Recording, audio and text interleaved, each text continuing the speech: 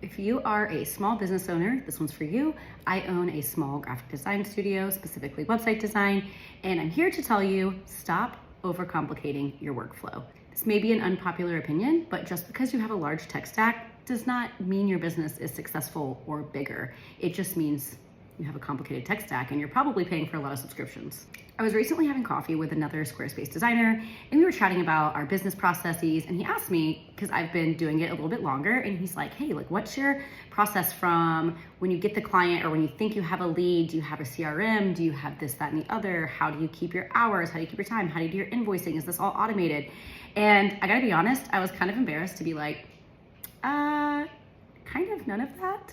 And here's why. I've been doing this almost 10 years and I've used every single project management tool you could possibly imagine.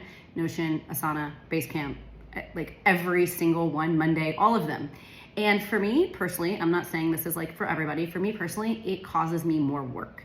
It truly feels like I have one more thing to do and I'm like, why am I doing this? It's me and I'm my boss. And after so much trial and error, I figured out what actually works for me is what I started with, and that's Apple Notes.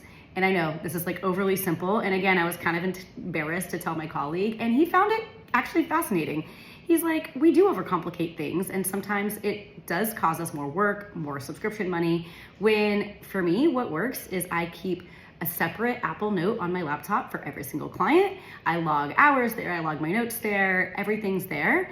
And on my phone, I don't know why they're separate, it's just how my brain works. On my phone, I literally have a note where I keep a list of what I'm working on every day. It's like Monday, here's what we're doing. Tuesday, here's what I'm doing.